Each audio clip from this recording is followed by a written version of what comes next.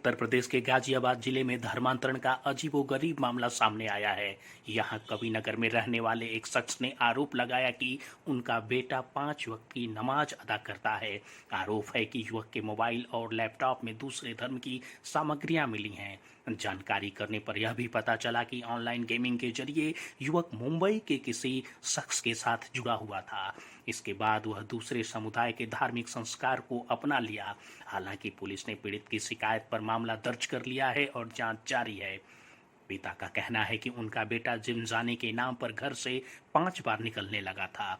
उसकी हरकतों पर जब उन्हें शक हुआ तो उन्होंने उसका पीछा किया। इसके बाद जो उन्होंने देखा वह देखकर मानो उनके पैरों से जमीन खिसक गई। वह जिम जाने के नाम पर संजय नगर सेक्टर 23 स्थित एक मस्जिद में जाया करता था, जहां वह 5 बार नमाज अदा करता था। इसके बाद जब उन्होंने बेटे से इस बारे में बात की तो उसने कहा कि इस्लाम धर्म अन्य धर्मों से बेहतर है, इसलिए उसने इस्लाम को अपना लिया है। इसके बाद उन्होंने कविनगर थाने में इसकी शिकायत दर्ज कराई। मामले में पुलिस ने केस दर्ज करके जांच पड़ताल शुरू कर दी है। पिता का कहना है कि कुछ दिनों से उसकी हरकतें ठीक नहीं थी। पीछा करने पर पता चला कि उनका बेटा नमाज पढ़ने जाया करता था, जबकि वह उनसे बोलता था कि वह जिम जा रहा है। पिता को उसके मोबाइल और लैपटॉप की जांच के दौरान दूसरे धर्मों की सामग्रियां मिली हैं, उसमें से कुछ तो गैर कानूनी भी हैं। इसके बाद उन्होंने इसकी पुलिस से शिकायत दर्ज कराई। पीड़ित पिता के मुताबिक उनके बेटे की जान पहचान ऑनलाइन गेमिंग के जरिए मुंबई में रहने वाले बद्दो नाम के शख्स से हुई थी। 2 साल पहले बद्दो ने उनके बेटे को कंप्यूटर पार्ट्स बेचे थे, तभी से उनका बेटा उसके संपर्क में था। वह उससे घंटों बात किया करता था। इसके अलावा दोनों के बीच अन्य नंबरों पर भी बातचीत होती थी। पिता ने आशंका जताई है कि उनके बेटे का इस्तेमाल देश विरोधी गतिविधियों में किया जा सकता है। इसे लेकर वह काफी चिंतित है। ऑनलाइन गेमिंग एप्लीकेशन के जरिए बच्चों के धर्म परिवर्तन में शामिल रैकेट चलाने के आरोप में यूपी पुलिस ने आरोपी बद्दो उर्फ शाहनवाज खान को गिरफ्तार कर लिया है। बद्दो की गिरफ्तारी महाराष्ट्र के रायगढ़ जिले से हुई है। एक अधिकारी ने बताया कि उसे अलीबाग शहर से गिरफ्तार किया गया। आरोपी ठाणे जिले के मुंब्रा का रहने वाला है। गाजियाबाद पुलिस लगातार उसकी तलाश कर रही थी। गिरफ्तारी के सिलसिले में पुलिस टीम जब वर्ली पहुंची तो शाहनवाज वहां से रायगढ़ के अलीबाग भाग गया था और लाज में जाकर छिप गया था। फिर पुलिस वहां पहुंची और रात भर चेकिंग चलती रही। इसके बाद आखिरकार उसे गिरफ्तार कर ही लिया गया।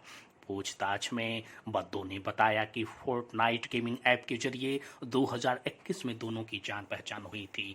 इसके बाद एक दूसरे से बात करने के लिए डिस्कॉर्ड का इस्तेमाल करने लगे, फिर फ़ोन पर बातचीत होने लगी।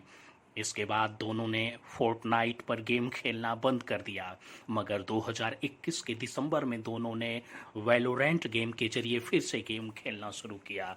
डिस्कॉर्ड ऐप पर शाहनवाज की अच्छी रैंकिंग से आकर्षित होकर लड़का उससे चैट करने लगा। इसी दौरान शाहनवाज लड़कों को बरगलाता और चैट से ही इस्लाम धर्म से जुड़ने के फायदा बताता था। बता दें कि बहला फुसलाकर बच्चों का धर्मांतरण करने का ये सारा खेल 2 स्टेप में होता था।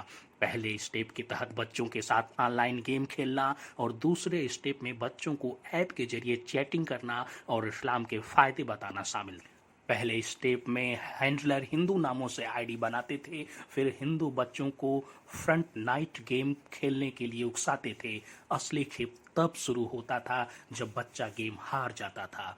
गेम हारने के बाद बच्चे से यह कहा जाता था कि वो कुरान की आयत पढ़े तो जीत जाएगा। इसके बाद जब बच्चा आयत पढ़कर गेम खेलता था तो साजिश के तहत उसे जितवा दिया जाता था। इस तरह बच्चे का मुस्लिम धर्म की तरफ झुकाव बढ़ जाता। इसके बाद दूसरा स्टेप शुरू होता था।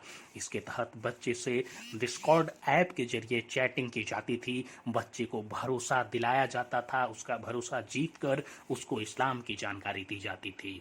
धीरे धीरे बच्चे को जाकिर नाइक और तारिक जमील के वीडियो दिखाए जाते थे।